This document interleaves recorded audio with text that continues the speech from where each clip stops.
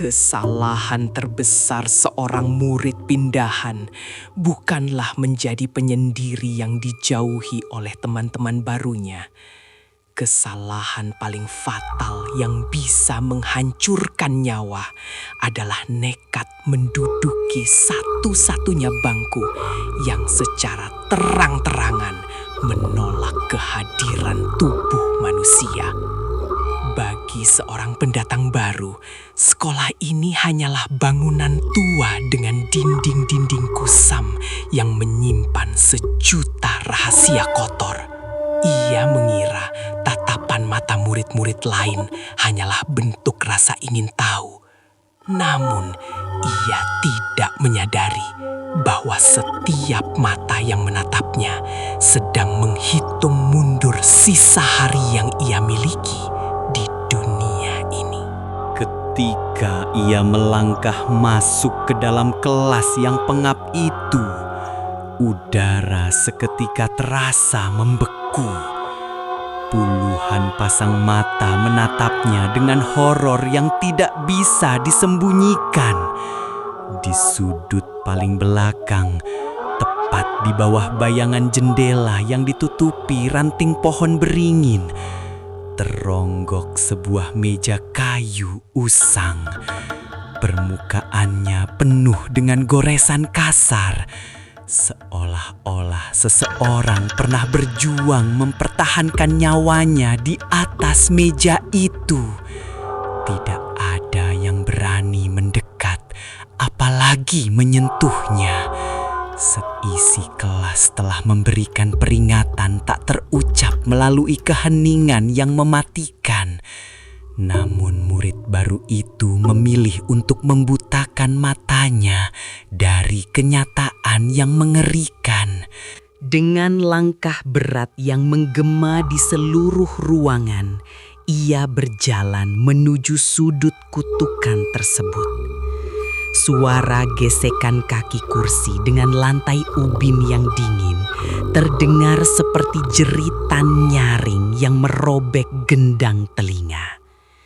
Ia duduk, mengabaikan hawa dingin yang tak wajar yang langsung menusuk hingga ke tulang belakangnya. Saat tubuhnya bersentuhan dengan kursi itu, seisi kelas menahan napas. Mereka tahu sebuah perjanjian gelap baru saja disegel tanpa darah. Ruangan itu tiba-tiba terasa menyusut. Udara menipis menekan paru-parunya, menandakan bahwa ia kini resmi menjadi mangsa. Pelajaran pertama dimulai. Namun pikirannya tidak bisa fokus pada tulisan di papan tulis. Ada sesuatu yang salah dengan tempat ini. Ia merasakan embusan angin es yang berputar-putar perlahan di sekitar pergelangan kakinya. Padahal semua jendela tertutup rapat. Rasa dingin itu tidak terasa seperti cuaca, melainkan seperti kulit mati yang menyentuh tubuhnya yang masih bernapas. Kayu meja di bawah lengannya berdenyut pelan, menirukan detak jantung manusia yang sedang ketakutan. Ia mencoba meyakinkan dirinya bahwa itu hanyalah halusinasi akibat kelelahan pindah ke sekolah baru. Namun rasa mual di perutnya mengatakan hal yang berbeda. Sebuah pulpen menggelinding jatuh dan masuk ke celah gelap di dalam laci mejanya. Dengan enggan, ia memasukkan tangannya ke dalam rongga kayu yang pengap itu. Bukannya menyentuh dasar laci yang rata, jari-jarinya malah meraba sesuatu yang bergerigi, lembab, dan berlendir. Teksturnya menyerupai daging busuk yang menempel pada serpihan kayu tajam. Jantungnya berdegup kencang saat udara di sekitarnya mendadak berbau seperti tanah kuburan yang baru saja digali. Ada sesuatu yang bersarang di kedalaman meja ini. Sesuatu yang telah menunggu sangat lama untuk dibangunkan oleh kebodohan seorang manusia. penasaran mengalahkan akal sehatnya. Ia menunduk dan mengintip ke dalam laci yang kelam tersebut. Apa yang ia lihat membuat darahnya mengalir dingin. Di dasar kayu yang mulai melapuk itu, terpahat ribuan goresan kuku yang membentuk kalimat-kalimat ancaman yang tumpang tindih. Goresan itu tidak menggunakan tinta, melainkan cairan kental berwarna hitam kemerahan yang perlahan merembes dari pori-pori kayu, seolah meja itu sendiri sedang berdarah. Kata pergi tertulis berulang-ulang dengan goresan yang semakin lama, semakin dalam dan putus asa. Seakan penulisnya ditarik paksa ke neraka saat sedang mengukirnya. Bel tanda berakhirnya sekolah berbunyi dengan suara yang aneh dan melengking. Tidak seperti biasanya, murid-murid membereskan tas mereka dengan kecepatan yang tidak normal dan berhamburan keluar kelas tanpa menoleh sedikit pun ke arahnya. Dalam hitungan detik, ruangan itu kosong melompong. Ia tertinggal sendirian, membereskan buku-bukunya dengan tangan yang gemetar. Kesunyian sore itu terasa sangat berat, menekan dada seperti beton. Ia menyadari bahwa cahaya matahari sore gagal menerangi sudut tempatnya berada. Sebaliknya, kegelapan di sekeliling mejanya tampak semakin pekat, mengisolasi dirinya dari sisa dunia.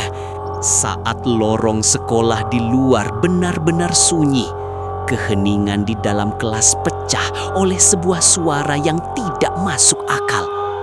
Itu bukan suara angin atau decit kursi tua. Itu adalah suara bisikan. Suara serak, parau, dan basah yang berasal tepat dari dalam laci meja di pangkuannya. Bisikan itu menyebut namanya berulang kali dengan intonasi yang meliuk-liuk meniru penderitaan yang tak tertahankan. Suara itu seolah berasal dari puluhan pita suara yang membusuk, menyatu menjadi paduan suara kematian yang memanggil-manggil jiwanya untuk ikut tenggelam ke dalam kegelapan laci tersebut. Ia membanting tasnya dan berlari keluar kelas. Napasnya terengah-engah memburu udara segar. Namun, suara bisikan itu menolak untuk tertinggal di ruangan terkutuk itu. Suara serak yang memanggil namanya terus menggema di dalam kepalanya saat ia menyusuri lorong sekolah yang sunyi. Ia menutup kedua telinganya dengan kuat hingga terasa sakit. Tetapi bisikan itu justru terdengar semakin keras, merayat melalui tengkoraknya. Ia merasa ada sepasang mata tak kasat mata yang menatapnya dari setiap sudut bayangan di lorong, mengawasi setiap langkah pelariannya dengan kepuasan yang menyeramkan. Malam itu, ia tidak tidur sedetik pun. Matanya merah dan cekung, wajahnya sepucat kain kafan.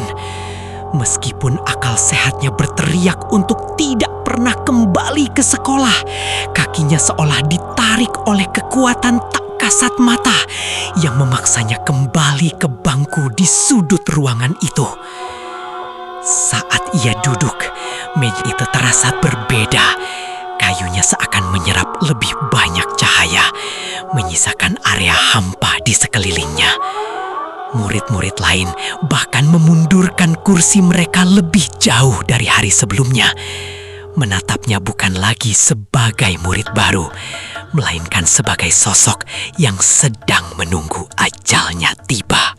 Dengan tangan yang bergetar hebat, ia memberanikan diri membuka laci mejanya sedikit demi sedikit. Teror yang menantinya di dalam jauh melampaui mimpi buruk manapun. Coretan kata pergi yang ia lihat kemarin telah berubah. Huruf-huruf itu memutar dan membentuk kalimat baru yang mengerikan.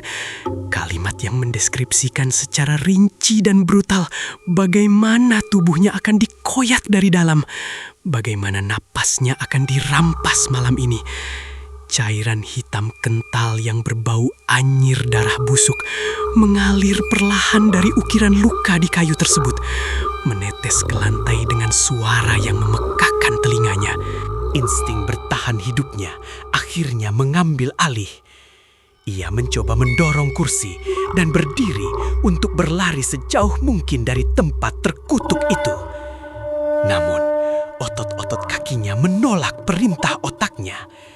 Tubuhnya terpaku berat ke kursi, seolah-olah ditarik oleh gravitasi yang berlipat ganda. Tangan-tangan tak kasat mata yang sangat dingin mencengkram erat bahu dan pergelangan kakinya, memaksanya untuk tetap duduk. Ia ingin berteriak minta tolong, tetapi tenggorokannya tercekat oleh rasa takut yang melumpuhkan. Ia terjebak. Bangku itu telah mengklaim hak atas dirinya secara penuh. Sore kembali tiba, membawa kegelapan lebih cepat dari biasanya. Murid-murid lain telah melarikan diri, bagaikan debu yang tersapu angin.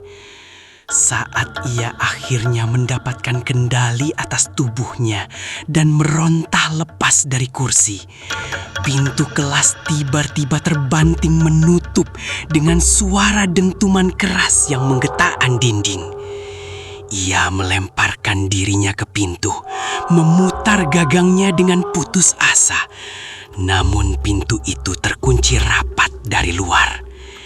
Kabut hitam yang tebal dan berbau busuk mulai merembes dari sudut-sudut ruangan, menghalangi cahaya terakhir dan merubah kelas itu menjadi sebuah ruang eksekusi. Di tengah kepanikan yang membutakan, suara gesekan kayu terdengar nyaring. Laci meja di sudut ruangan itu perlahan terbuka dengan sendirinya, memperlihatkan jurang kegelapan yang tak berujung. Dari dalam kekosongan yang busuk itu menjulur sepasang tangan yang pucat, kurus kering, dengan kulit yang mengelupas dan kuku-kuku hitam yang panjang. Sebelum ia sempat mundur, tangan-tangan dingin mematikan itu melesat cepat dan mencengkram pergelangan tangannya dengan kekuatan iblis. Bisikan-bisikan serak dari dalam laci kini berubah menjadi tawa mengerikan yang menggema di seluruh ruangan saat tubuhnya ditarik paksa ke arah kegelapan. Keesokan paginya, bel sekolah berbunyi seperti biasa. Sinar matahari pagi menembus celah-celah jendela kelas yang berdebu. Murid-murid masuk dengan wajah tertunduk, berjalan pelan ke bangku mereka masing-masing. Di sudut paling belakang, meja kayu usang itu kembali kosong. Tidak ada jejak perlawanan, tidak ada darah, hanya kesunyian mutlak yang menyelimuti area itu. Satu-satunya barang yang tersisa hanyalah sebuah kacamata dengan lensa retak yang tergeletak di atas meja. Sang murid pindahan telah menjadi rahasia kelam terbaru sekolah ini, dan bangku terkutuk itu kini kembali diam dengan sabar menanti pewaris kebodohan selanjutnya.